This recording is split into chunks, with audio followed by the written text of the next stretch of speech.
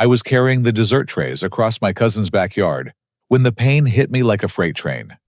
1 second, I was laughing at Jake's terrible joke about the burnt hamburgers, and the next, I was doubled over screaming as something tore apart inside my abdomen. The chocolate cake I'd been holding crashed to the concrete patio as blood seeped through my white polo shirt. My cousin's wife Beth started shrieking, while Uncle Paul rushed over, his face turning pale at the sight of me. The agony was beyond anything I'd ever experienced, like molten metal pouring through my insides. The ambulance ride to Mercy General Hospital passed in a blur of sirens and urgent medical chatter. The paramedic kept asking about my emergency contacts while I drifted in and out of consciousness. When we arrived, Dr. Martinez immediately began examining me in the trauma bay, her expression growing more concerned by the minute. "Your appendix has ruptured," she explained to the nurse practitioner. "We're looking at severe internal bleeding and the beginning stages of septic shock. This young man needs emergency surgery within the hour, or we could lose him." The nursing staff frantically tried reaching my mother Janet and sister Ashley. I knew they were at their monthly spa weekend at Golden Canyon Resort, about 3 hours north of Phoenix. They'd been planning this trip for weeks, constantly complaining about how expensive it was and how they deserved some luxury after working so hard. My vision kept blurring as the medical team prepped for surgery, but hospital policy required family consent for major procedures. Dr. Martinez kept glancing at the clock on the wall, while a social worker named Linda Thompson tried every number we had on file. Finally, at 12:47 in the afternoon, Linda reached my mother. "Ma'am, this is Linda Thompson from Mercy General Hospital. Your son Tom has suffered a ruptured appendix and needs immediate surgical intervention. Without this procedure, he could die within the next few hours." I could hear my mother's voice through the speakerphone, though her words made my heart sink deeper than the physical pain ravaging my body. "Listen, I paid $800 for this spa package, and I'm in the middle of my deep tissue massage." Janet said, her voice dripping with irritation. "If he doesn't make it, just text me. I'm busy right now." The entire medical team froze. Nurse Williams actually dropped her clipboard while Dr. Martinez stared at the phone in disbelief. Linda tried again, explaining the severity of my condition, but my mother had already moved on to complaining about the disruption. "Can't this wait until Monday? We just got our mud wraps done, and Ashley's getting her facial in 20 minutes. We've been looking forward to this weekend for months." Through my delirium, I heard Ashley's voice in the background echoing the same sentiment. My sister, who I'd helped pay for college textbooks just last month, was more concerned about her spa treatments than my life hanging in the balance. Dr. Martinez tried one final time to reach them, but my mother's response shattered whatever hope I had left. "Look, if Tom wants to be dramatic about some stomach pain, that's his choice. But I'm not cutting my weekend short for another one of his attention-seeking episodes. Call me Monday if he's still alive." The line went dead, leaving the medical team in stunned silence. I could see the horror and disgust in their faces as they processed what they'd just witnessed. Nurse Williams actually had tears in her eyes as she looked down at me. My condition was deteriorating rapidly. The pain was becoming unbearable, and I could feel myself slipping away. Dr. Martinez was explaining to Linda about emergency ethics protocols when something unexpected happened. The trauma bay doors burst open, and my Uncle Richard came rushing in, still wearing his work clothes and looking like he'd been driving for hours. His face was flushed with panic and determination as he approached the medical team. "I'm here for Tom," he announced breathlessly. "I drove straight from Denver the moment I heard. What do you need me to do?" Dr. Martinez explained the situation, while Richard listened intently, his jaw clenching with each detail. When she finished, he didn't hesitate for a second. "I'm authorizing the surgery immediately. I've been Tom's emergency contact at his workplace for the past 8 months. Whatever consent forms you need, I'll sign them right now." What I didn't know at the time was that Uncle Richard had been secretly monitoring my family's treatment of me for months. Hospital security footage would later show that he'd been documenting evidence and building a case, hoping he'd never need to use it. But that day, His intervention saved my life. When I regained consciousness after the surgery, the first thing I saw was Uncle Richard's concerned face hovering over my hospital bed. The fluorescent light seemed impossibly bright, and my mouth felt like sandpaper, but I was alive. The steady beeping of monitors reminded me that I'd survived something that could have easily killed me. "Hey there, kiddo," Richard said softly, his voice carrying a warmth I hadn't heard from a family member in years. "You gave us quite a scare. How are you feeling?" My throat was too dry to speak properly, so Richard helped me sip some ice water before I could ask the obvious question. "Uncle Richard, what are you doing here? How did you know what happened?" His expression darkened as he pulled a chair closer to my bed. Richard was my father's younger brother, a successful contractor from Denver, who'd always been kind to me during family gatherings. But I'd never understood why he kept his distance from my mother and sister. "Tom, I need to tell you some things that are going to be hard to hear. But first, you should know that I drove 6 hours to get here because someone from the hospital called me. I've been your emergency contact at Peterson Construction for the past 8 months." I stared at him in confusion. "But I listed my mom as my emergency contact when I started working there." "You did, but I asked your supervisor, Danny, to add me as a secondary contact. I've been worried about you for a long time, Tom. I've been watching how Janet and Ashley treat you, and I've been documenting everything." Richard reached into his jacket and pulled out a thick manila folder. Inside were photographs, written statements, and what looked like financial documents. My heart started racing as he spread some of the papers across my bedside table. "This might be shocking, but I've been building a legal case for adult guardianship for the past year. I hoped I'd never have to use it, but after what happened today, I can't stand by and watch anymore."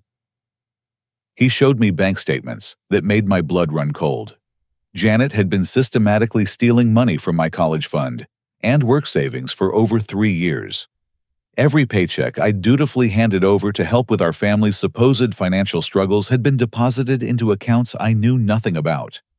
"She's stolen over $12,000 from your savings account alone." Richard explained, his voice thick with anger. "And that's just what I could trace easily. There's probably much more." Dr. Martinez appeared in the doorway, and her relief at seeing me awake was obvious. She explained that I'd nearly died from delayed treatment. Another hour without surgery would have meant certain death from septic shock. "Your uncle literally saved your life by authorizing the procedure when he did," she said.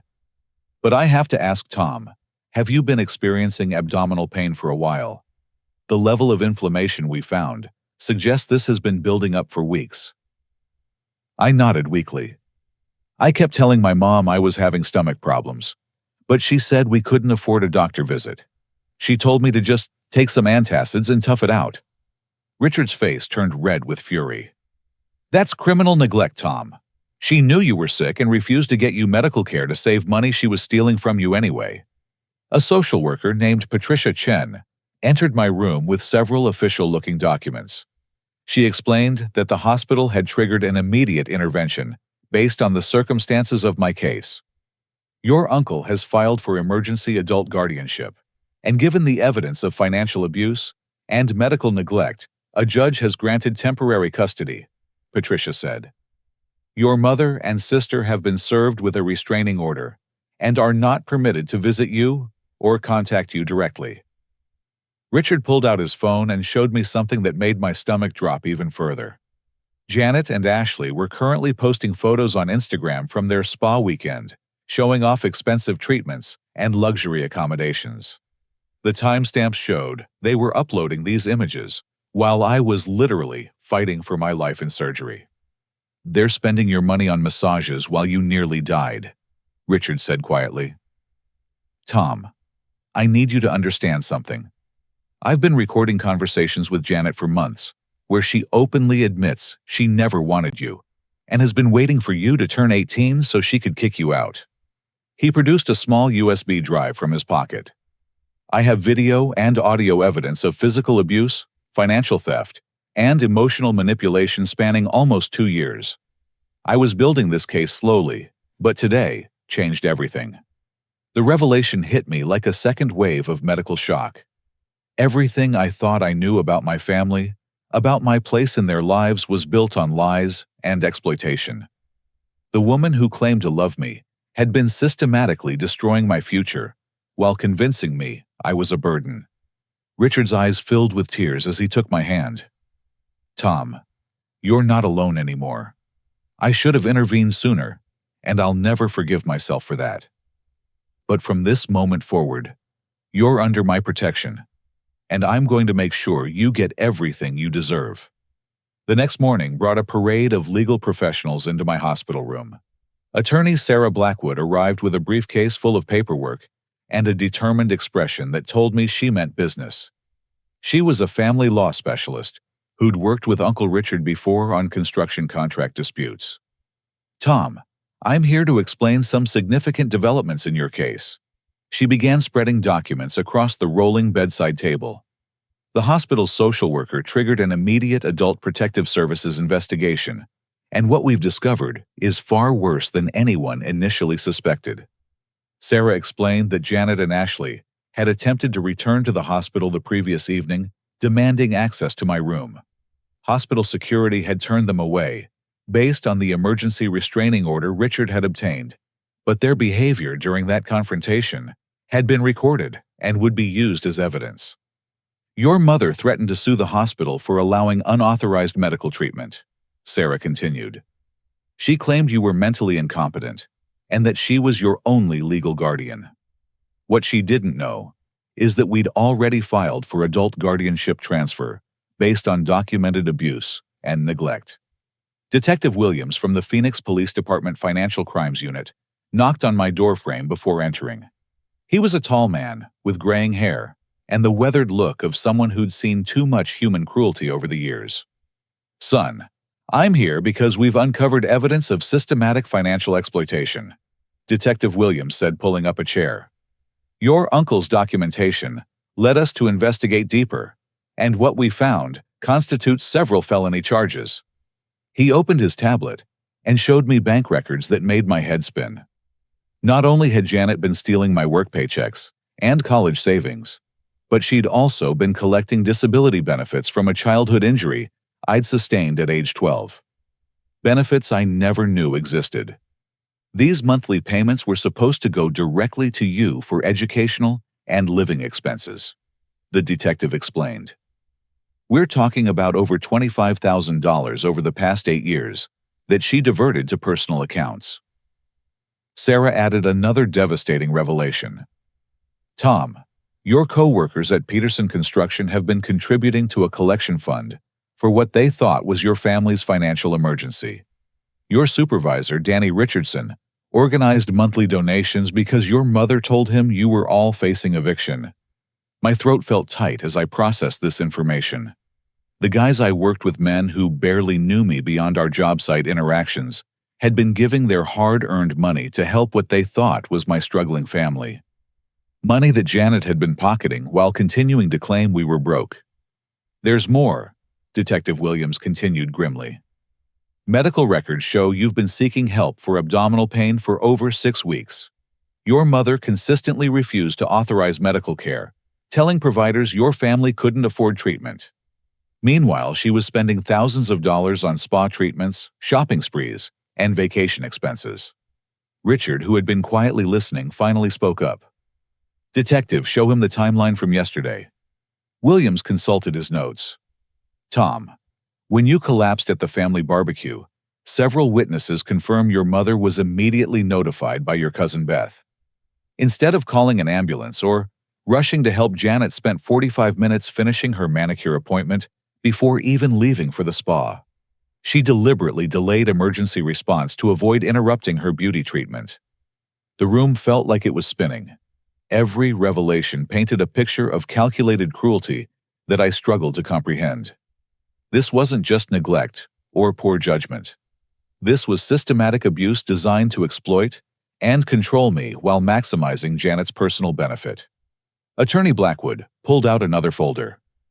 "Tom, there's something else you need to know. Local news channel KPHO picked up your story after one of the nurses contacted a reporter. The public response has been overwhelming, and your employer has already offered extended paid leave, plus upgraded health benefits.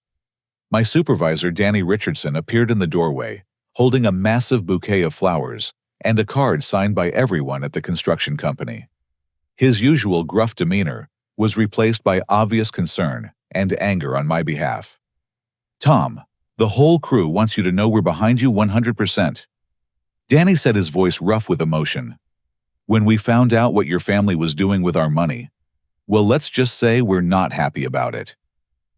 He handed me the card, which was filled with supportive messages and contact information from coworkers offering everything from temporary housing to legal fund contributions. Men who I'd shared coffee breaks and lunch conversations with had become an unexpected source of strength. Detective Williams stood up, checking his phone. "Tom, I need to inform you that we're preparing to arrest your mother on multiple charges, including financial elder abuse, identity, theft, mail fraud, and criminal neglect. The district attorney's office is treating this as a priority case due to the severity and duration of the abuse." Sarah Blackwood nodded approvingly. "The civil case for recovery of stolen funds is already in motion. We're also pursuing punitive damages for emotional distress and medical endangerment." Just as I thought the revelations couldn't get any worse, Detective Williams received a phone call that changed everything.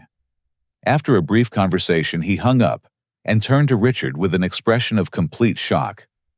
"We need to talk privately," he told my uncle. "Tom, there's been a major development, but I need to verify some information before we proceed." The two men stepped into the hallway, leaving me with growing anxiety about what could possibly be more shocking than everything I'd already learned. Through the partially open door, I could hear fragments of their intense conversation, including the words inheritance, grandfather, and forged documents. When they returned, both men looked like they'd seen a ghost. Detective Williams sat down heavily and looked me directly in the eyes. "Tom, we just received information from your grandfather's attorney in Tucson. It appears your mother has been hiding and stealing a substantial inheritance that was left specifically to you."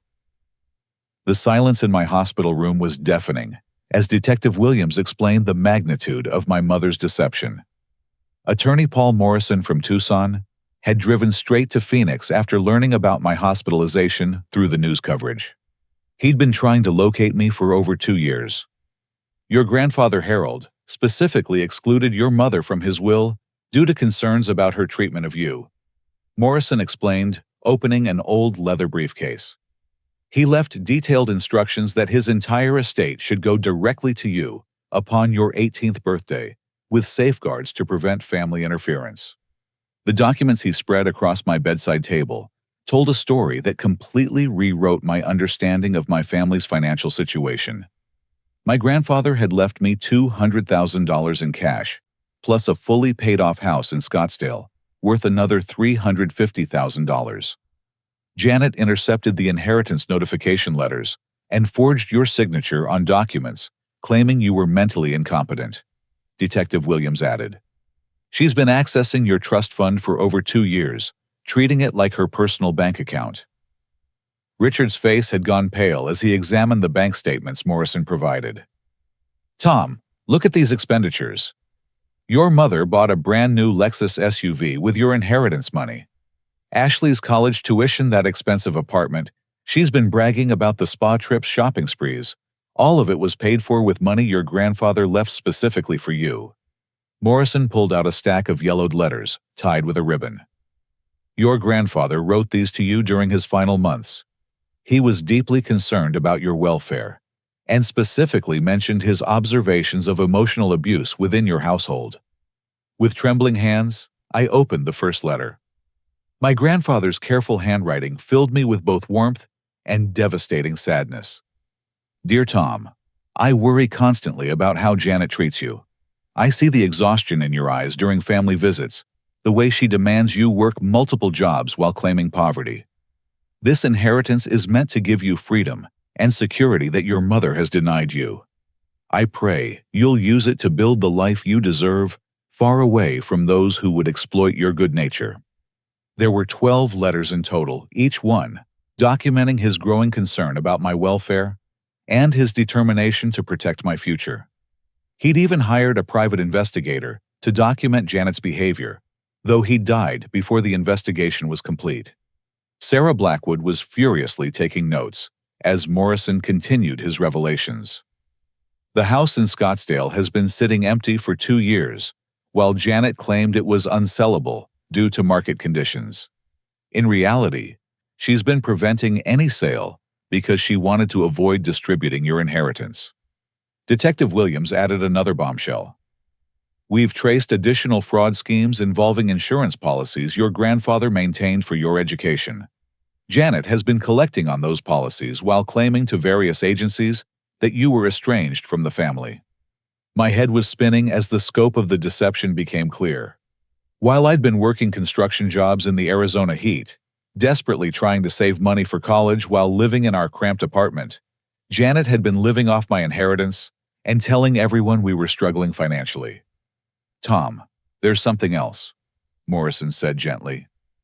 Your grandfather's final letter specifically mentions your father, Marcus.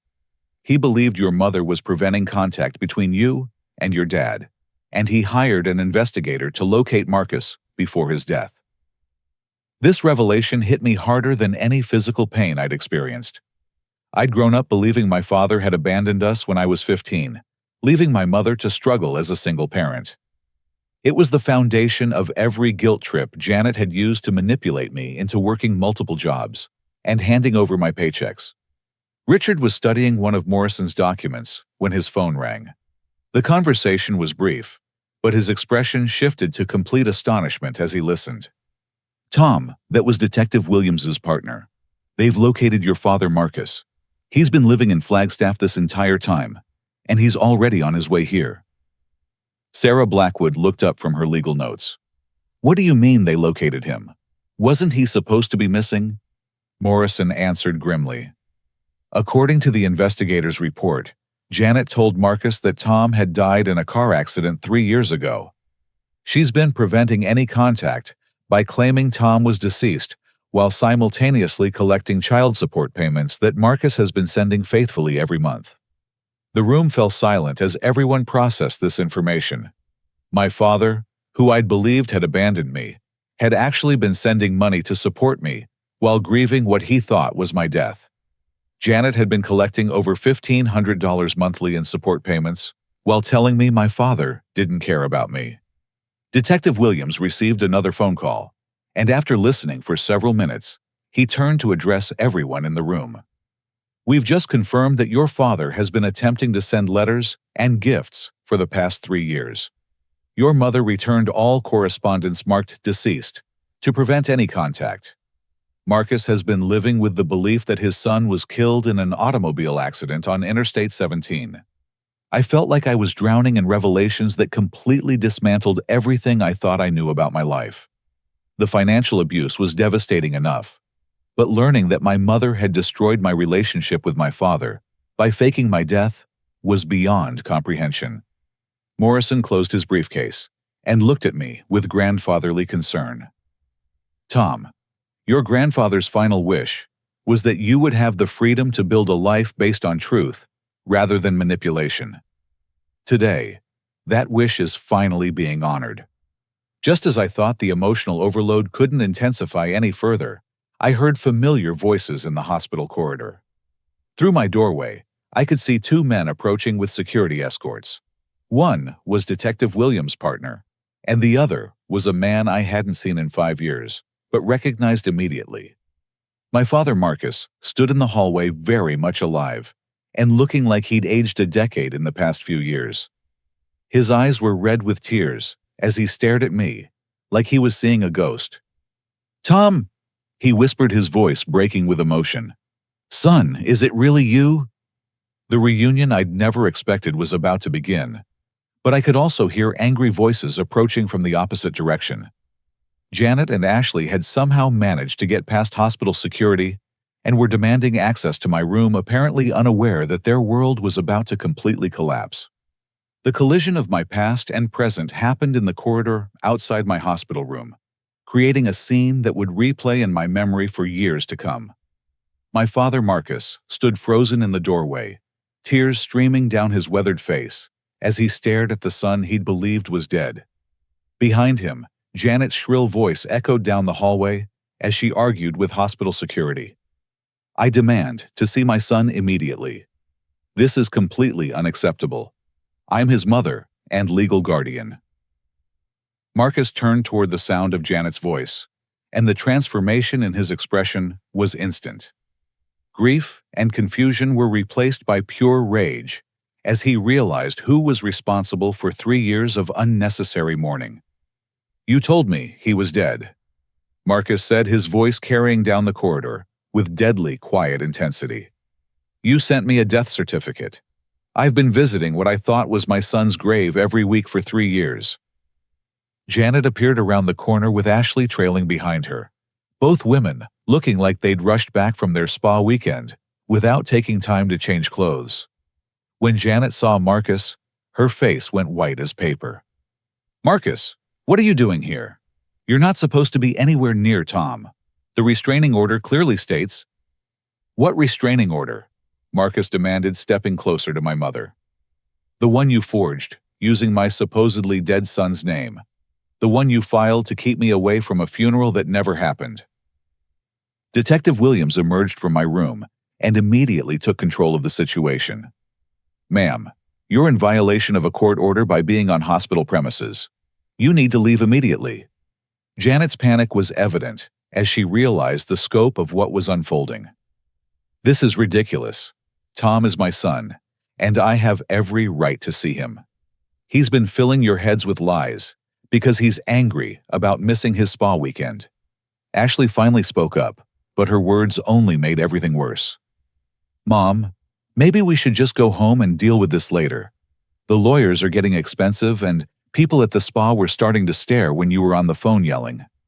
Marcus looked at Detective Williams with growing understanding. "Officer, are you telling me that my son nearly died yesterday while his mother was at a spa, and she refused to authorize medical treatment?" "That's correct, sir. We have recorded phone calls where she explicitly stated she was too busy to be bothered with his medical emergency." The color drained from Marcus's face as he turned back toward Janet. "You almost let our son die to avoid interrupting your vacation." Sarah Blackwood stepped into the hallway with a folder full of legal documents. "Mr. Marcus Thompson, I'm Sarah Blackwood, representing your son in multiple civil and criminal cases against Janet and Ashley Thompson. I need to inform you that you've been paying child support for a deceased person for the past 3 years." Marcus stared at the attorney in confusion. "What do you mean? I've been sending $1,500 every month to support Tom's education and living expenses. Those payments were intercepted by Janet, who told you Tom was dead, while simultaneously collecting financial support. She's been committing mail fraud and identity theft on multiple levels." The revelation seemed to break something inside my father. He looked at Janet with an expression of such betrayal and disgust that even she stepped backward. "You took my money while letting me grieve my living son. You cashed child support checks for a boy you told me was killed in a car accident." Janet's composure finally cracked completely. "It's not that simple. Tom was expensive to maintain, and I needed that money for his actual care. The spa treatments were for my stress from dealing with his constant demands." Ashley tried to defend their mother, but her words revealed the extent of their self-absorption. "Tom has always been dramatic about everything. Remember when he claimed he was too sick to work last month? He just wanted attention." Marcus looked toward my hospital room where I was sitting up in bed, connected to monitors and IV lines bandaged from emergency surgery that had saved my life. The contrast between Ashley's dismissive words and my obvious medical condition seemed to complete his understanding of the situation. "Tom was too sick to work because he had a life-threatening medical condition that you ignored," Marcus said to Ashley with quiet fury. "He nearly died yesterday because your mother prioritized her spa day over his survival." Detective Williams received a phone call, and after a brief conversation approached Janet with a grim expression.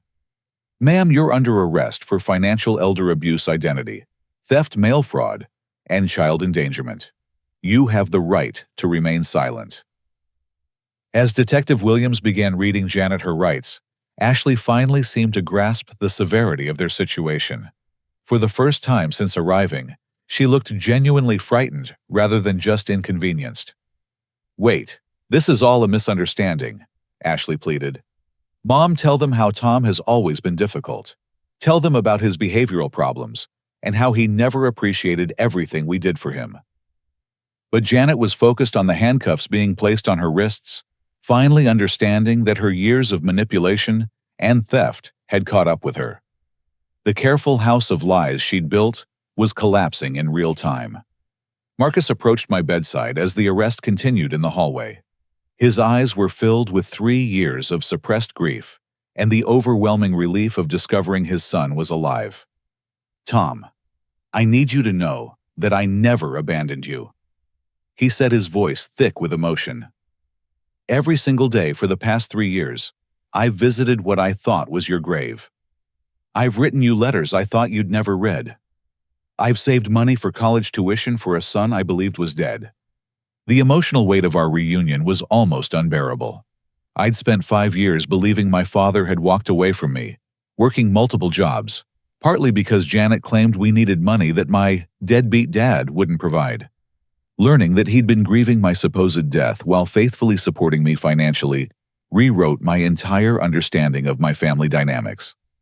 Dad, she told me you left because you didn't want the responsibility of a difficult teenager. She said you moved away without leaving a forwarding address.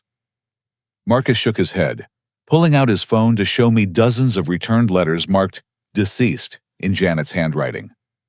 I tried to reach you constantly. When I got the fake death certificate, I hired a private investigator to find out what happened.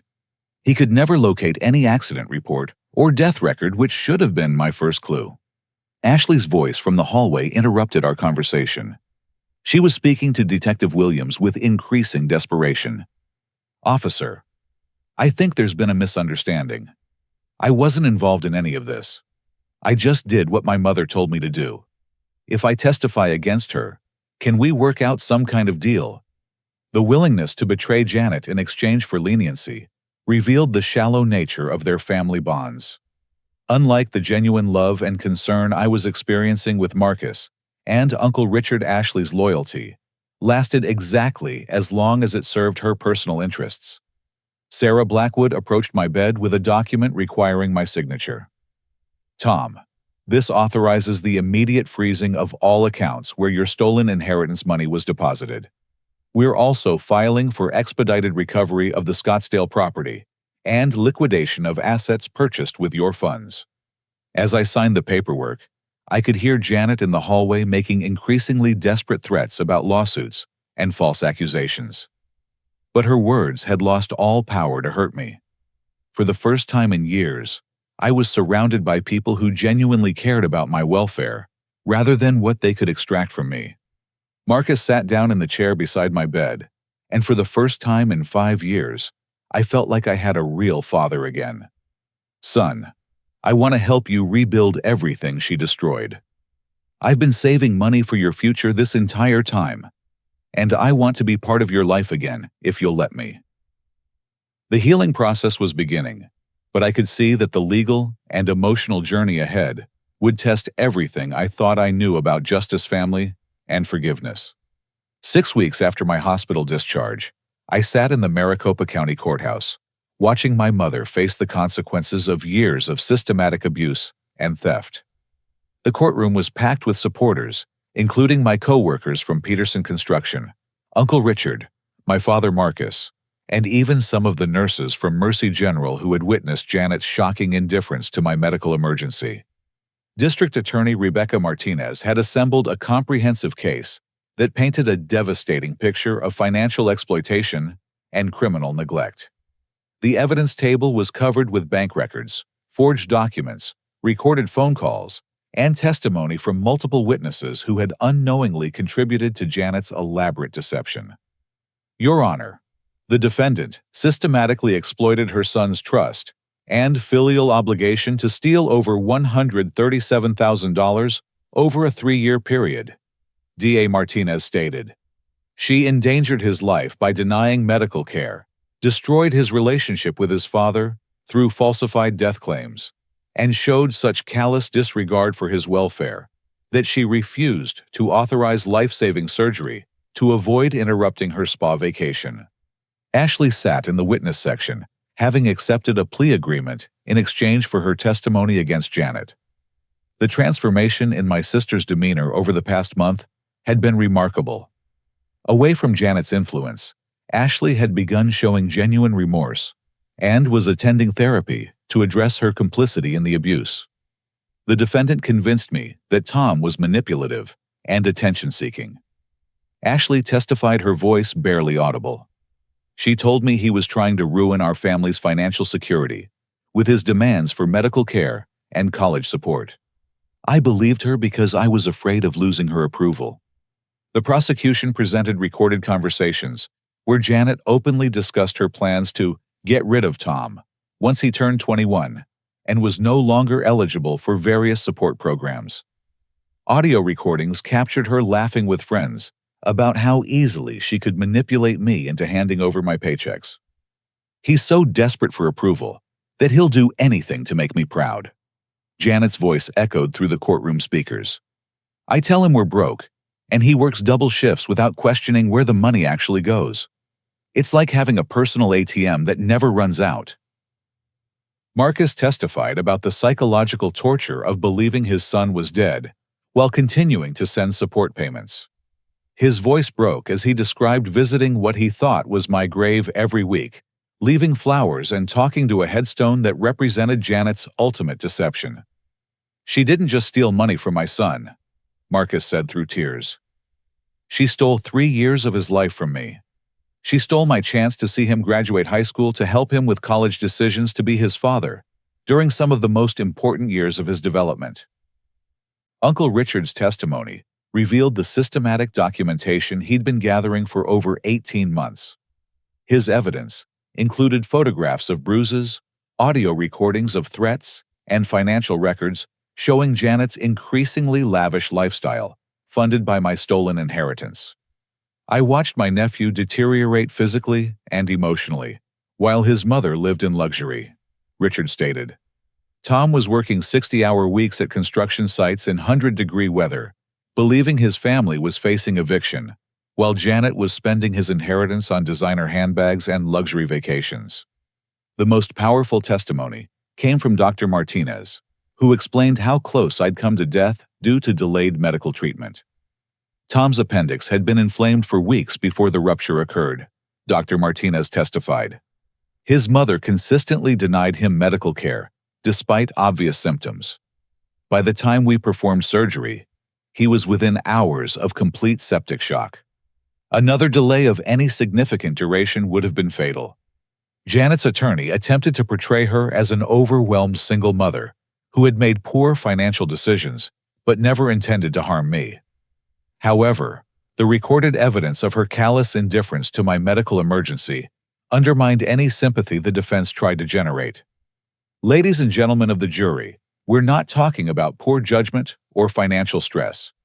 DA Martinez argued in her closing statement. We're talking about calculated cruelty designed to maximize the defendant's personal benefit while systematically destroying her son's future and nearly costing him his life. The jury deliberated for less than 3 hours before returning guilty verdicts on all charges: financial elder abuse, identity, theft, mail fraud, criminal neglect, and conspiracy to commit fraud. Janet's face remained expressionless as the judge announced her fate. Mrs. Thompson, your crimes represent a profound violation of the most basic parental responsibilities, Judge Patricia Chen stated. You exploited your son's love and trust to fund a lifestyle of luxury while endangering his health, education, and psychological welfare. The court sentences you to 8 years in state prison with full financial restitution, plus punitive damages. The financial recovery process had been remarkably swift, thanks to Sarah Blackwood's aggressive legal strategy. Janet's assets, including the Lexus SUV jewelry and luxury vacation home purchased with my inheritance, were seized and liquidated. The Scottsdale house my grandfather left me was finally transferred to my name, along with the remainder of the trust fund, plus accumulated interest. Marcus had moved to Phoenix to rebuild our relationship, finding work with a local engineering firm. Our weekly father-son dinners had become a cornerstone of my emotional recovery, allowing us to reconnect without the interference of Janet's manipulation. Tom, I want you to know how proud I am of your courage in exposing all this, Marcus said after the sentencing. Your willingness to speak the truth has not only brought justice for yourself, but will help protect other vulnerable adults from similar abuse.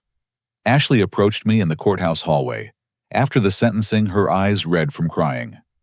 The past months had been difficult for her, as she worked to understand her role in enabling Janet's abuse. Tom, I know saying sorry isn't enough for what I put you through, Ashley said quietly. I'm going to keep going to therapy, and I want to find a way to earn your forgiveness over time.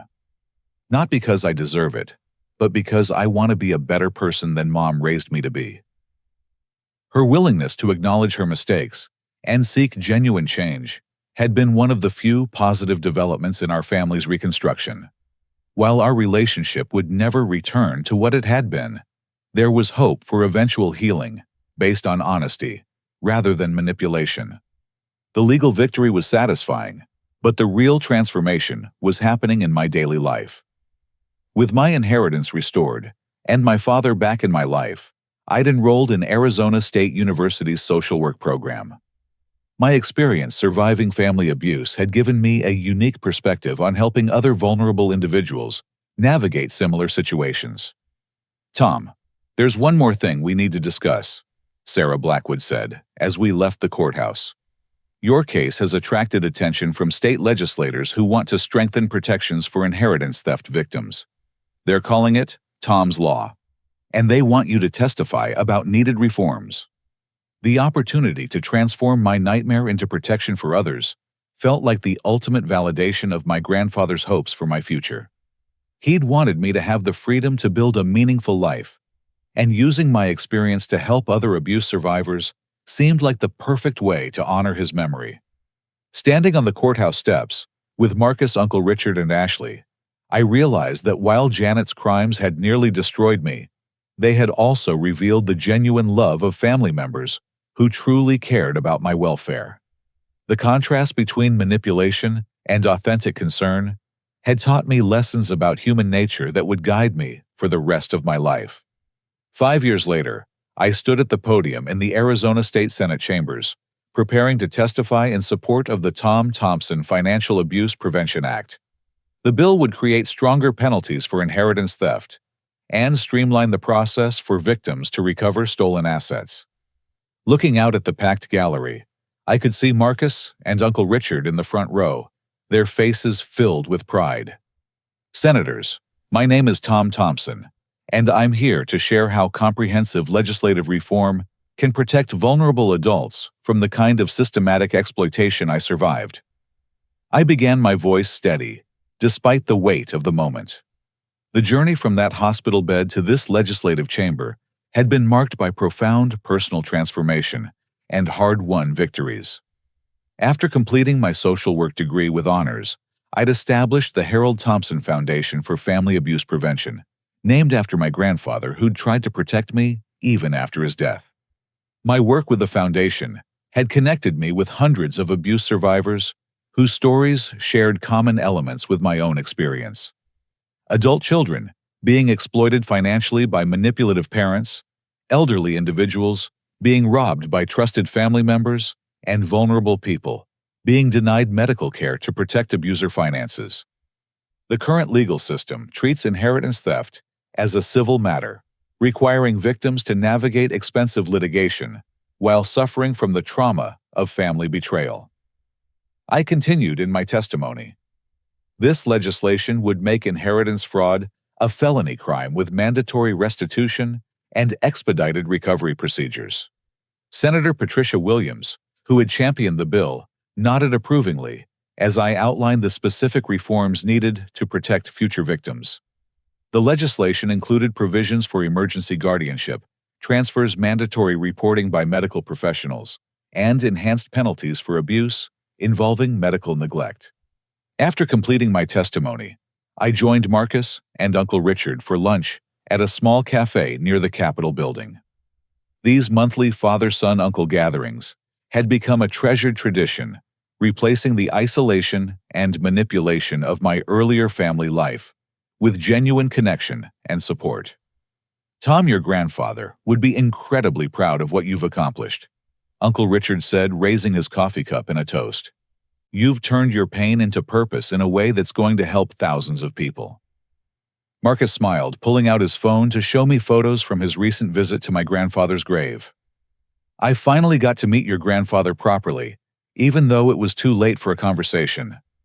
I told him how sorry I was for not protecting you sooner, and how grateful I am for the inheritance that gave you the freedom to build this life. The Scottsdale house my grandfather left me had become both my residence and a symbol of the security he'd wanted me to have. I'd converted part of it into office space for the foundation, creating a headquarters for abuse prevention work that operated in the very building Janet had tried to steal from me. My personal life had also flourished in ways I never could have imagined during those dark years of exploitation. Sarah Chen, whom I'd met during my graduate studies, had become my girlfriend and closest confidant. Her background as a family therapy researcher provided perfect complementary expertise for our shared passion of helping abuse survivors heal and rebuild. Tom, the Foundation's caseload has grown to over 200 active clients this year, Sarah reported as she joined our lunch gathering. We're helping people recover stolen inheritances, escape financial exploitation, and rebuild relationships with family members who genuinely care about their welfare. The success of our advocacy work had led to invitations to speak at conferences nationwide, sharing strategies for identifying and preventing family financial abuse. Each presentation was an opportunity to honor my grandfather's memory, while potentially saving someone else from the kind of systematic exploitation I'd endured. Ashley had also continued her journey of personal growth and accountability. After completing 2 years of intensive therapy, she'd relocated to Seattle and was working as a victim advocate for domestic violence survivors. Our relationship had slowly healed through honest conversations and her consistent demonstration of genuine change. I got your text about the Senate testimony, Ashley wrote in her latest message. I'm so proud of how you've used your experience to help others. I know I can never undo my part in what Mom did to you, but seeing you succeed, despite everything, gives me hope that people really can change. The contrast between Ashley's genuine transformation and Janet's continued manipulation even from prison highlighted the difference between people who accept responsibility and those who refuse to change. Janet's letters from incarceration were filled with self-pity and attempts to guilt me into visiting, but they no longer had any emotional impact. Dr. Williams, my therapist throughout the recovery process, had helped me understand that Janet's inability to show genuine remorse was itself a form of freedom. I no longer needed her acknowledgement or approval to validate my worth as a person. Tom, you've developed remarkable emotional resilience, Dr. Williams had noted during our final session. You've learned to distinguish between people who truly care about your welfare and those who see you as an opportunity for exploitation. That's a survival skill that will protect you for the rest of your life. The financial recovery had also exceeded all expectations. With the inheritance restored, plus legal settlements, and accumulated interest, I'd been able to fund the Foundation's operations while maintaining complete personal financial security. The irony that Janet's theft had ultimately led to greater wealth and purpose wasn't lost on me. Standing in my grandfather's house that evening, I walked through rooms filled with family photos that told the real story of my heritage.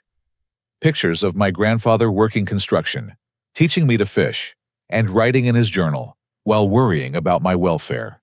Images of Marcus during our renewed father-son relationship, Uncle Richard at family gatherings, and Ashley during her genuine apology visits. The wall space, once occupied by Janet's manipulative presence, had been replaced with reminders of authentic love and support. Awards from abuse prevention organizations, letters from grateful foundation clients, and photos from legislative victories that would protect future victims from similar exploitation. Sarah arrived for dinner, carrying groceries for the meal we'd planned to celebrate the day's legislative success.